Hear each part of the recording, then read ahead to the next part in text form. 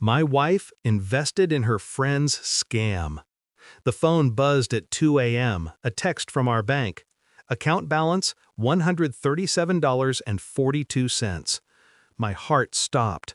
I sat up in our Atlanta bedroom, the glow of the screen burning my eyes. Our emergency fund, $25,000, scraped together over years, was gone. Laura, my wife, slept beside me, her breathing soft, oblivious to the bomb she'd dropped. She did it, I thought, my chest tightening. She gave it all to that scam. Her friend's foolproof investment pitch had won, and I'd lost. I'm Michael, 40, an accountant who lived by numbers, caution, and plans. Laura, 37, was a florist, her optimism as vibrant as the bouquets she crafted. Her heart was her strength, but it made her reckless, too trusting. Then there was Jenna, Laura's childhood friend, a fast-talking entrepreneur with a trail of failed ventures. 6 months ago, Jenna swept into town with promises of a crypto startup that make millions. I'd begged Laura to steer clear. Jenna's last business left investors broke. "It's my friendship, my decision," Laura snapped, her eyes defiant. "You don't trust me." The signs snuck up like cracks in a foundation. Laura started meeting Jenna for strategy sessions, coming home late, her purse stuffed with glossy brochures. Our savings account dipped, 1,000, then 3,000, blamed on initial investments. She'd hush her phone calls when I entered the room. Her laptop password suddenly changed. "She's excited," I told myself, swallowing unease. She wouldn't risk everything. But doubt grew, waking me to check our accounts, praying the numbers hadn't moved. What's she hiding? The conflict hit like a sledgehammer that morning.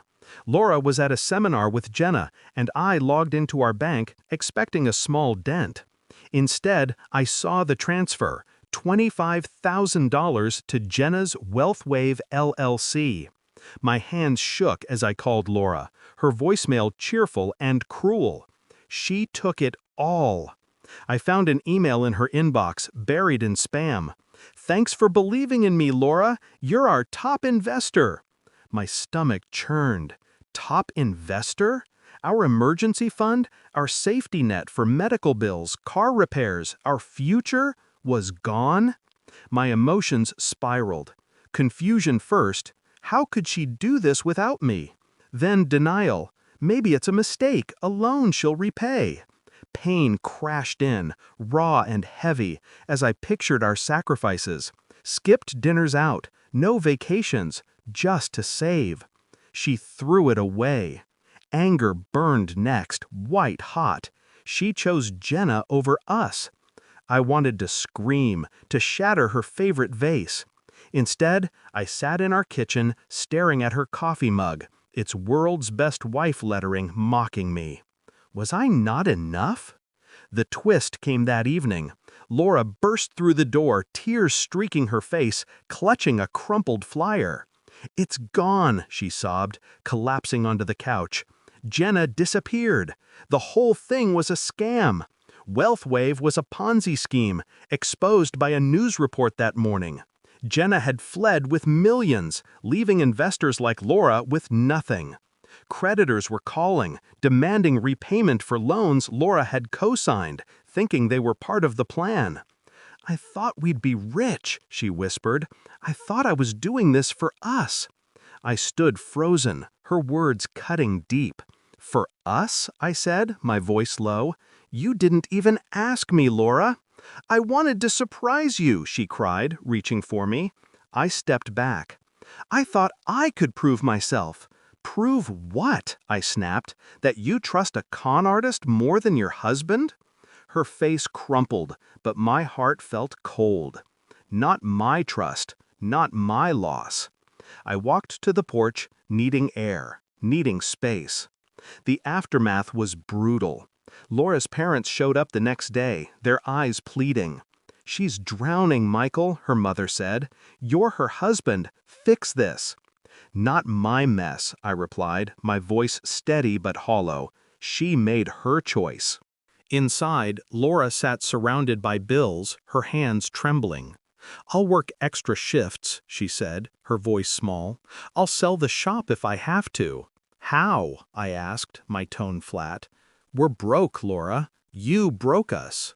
Her eyes met mine, filled with shame. "I wanted to be more than a florist," she whispered.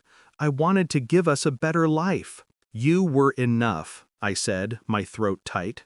I saw the woman I loved crushed by her own hope. "Can I walk away?" My anger screamed yes, but my heart wavered, seeing her tear-stained face, her hands still smelling of roses. We met with a financial advisor. The debt was in Laura's name, not mine. I could leave, let her face the consequences alone. But as we sat in that sterile office, her fingers twisting a tissue, I remembered our first date, her laughing as she tucked a daisy behind my ear. She's still her, I thought, reckless but mine. The emotional journey wasn't easy. Some days I hated her, replaying her betrayal, the trust she shattered. Others I pitied her, watching her take late-night shifts at a diner, her hands raw from cleaning. I grieved our old life, the security we'd lost. But I grew, learning to voice my fears, to set boundaries. Laura grew too, selling bouquets at farmers markets, rebuilding her confidence. We took it one day at a time, no promises, just effort. The twist deepened our story. A month later, I found a letter in Jenna's handwriting, slipped under our door. "I'm sorry," it read. "I wired back what I could, $10,000. Don't look for me." The money wasn't much, but it was a start, a lifeline. Laura cried, not for the cash, but for the friend she'd lost. She's grieving too, I realized. We're both broken. 10 months later, we sat in our tiny kitchen, a new budget on the fridge.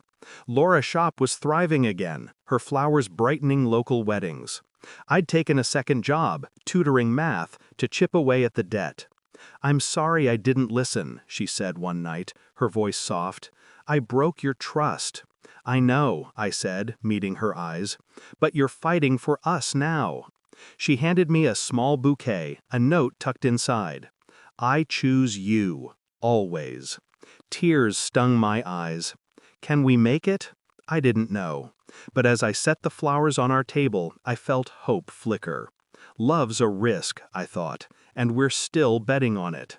Life isn't a balance sheet. Laura's choice nearly bankrupted us, but it showed me what we could endure. Some nights I still feel the sting of her secrecy, but her smile, her steady hand in mine, they ground me. What would you do if trust was tested? Could you rebuild, or would you walk away?